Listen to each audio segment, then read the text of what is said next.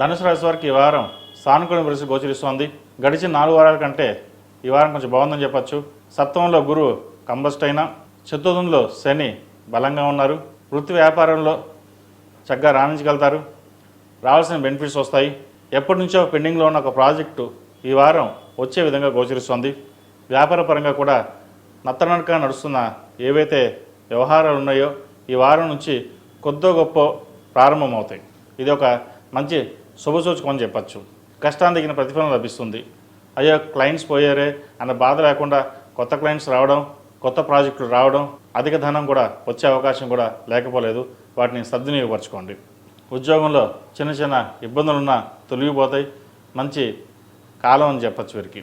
అదేవిధంగా విదేశీ సంబంధించిన విషయ వ్యవహారాలు సానుకూలంగా ఉంటాయి. వివాహం కాని వారికి వివాహ ప్రయత్నాలు కొంతకాలం ఆగి ప్రయత్నించడం మంచిది. అదేవిధంగా సంతాన సంబంధించిన విషయాలు కూడా సానుకూలంగా ఉన్నాయి. సంతానం సంబంధించి ఒక మంచి శుభవార్తను వింటారు. ఎప్పటి నుంచో సంతానం కోసం ప్రయత్నిస్తున్న వారు కూడా ఈ వారం శుభవార్తను వినే అవకాశం గోచరిస్తోంది. అదేవిధంగా గృహ నిర్మాణ పనులు ఎక్కడైతే మధ్యలో ఆగాయో అవి ఈ వారం ప్రారంభమయ్యే అవకాశం గోచరిస్తోంది. చిన్న చిన్న ఇబ్బందులైనా ఏర్పడ్డా కూడా అవి సమసిపోయే విధంగా గోచరిస్తోంది. ప్రభుత్వ రంగంలో ఉన్నవారికి మంచి అవకాశం అని చెప్పచ్చు. ప్రమోషన్ కోసం ఎదురు చూస్తున్న వారికి మంచి ప్రమోషన్ వస్తుంది. పెద్దల మన్ననలు పొందగలుగుతారు. కష్టానికి తగిన ప్రతిఫలం లభించిందని సంతోషపడతారు. ఈ రాశిలో నిర్మించిన విద్యార్థులకు ఈ వారం చక్కగా ఉంది.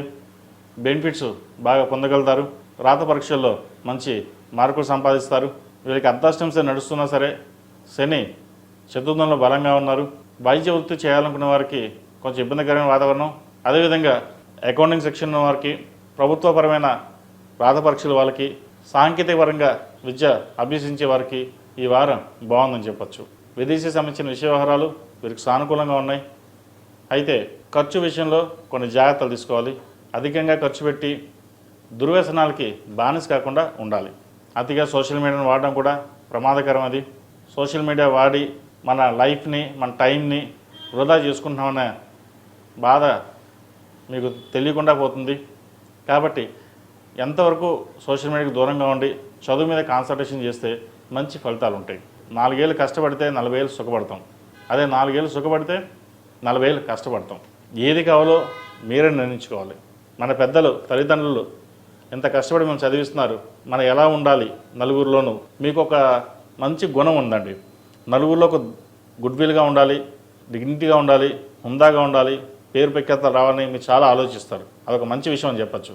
అయితే స్నేహితుల వల్ల కొంత ఇబ్బంది పడే అవకాశం గోచరిస్తుంది. మీకు స్నేహితులు తక్కువగానే ఉంటారు కూడా. దాంట్లో కూడా ఎవరు మంచివాళ్ళు, ఎవరు చెడ్డవాళ్ళు ఆలోచించి ముందుకు వెళ్ళండి. ఈ రాశిలో నిర్మించిన స్త్రీలకు వృత్తి ఉద్యోగాల పరంగా సానుకూలంగా ఉంటుంది.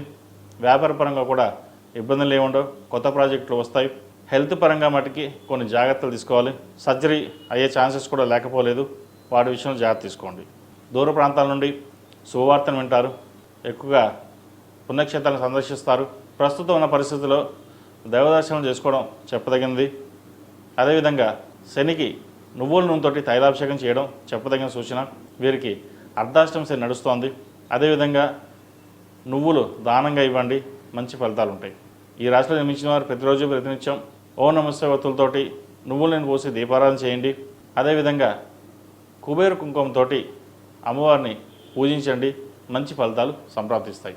ఈ రాశిలో నిర్మించిన వారికి కలిసి వచ్చే సంఖ్య 4, కలిసి వచ్చే రంగు గ్రే.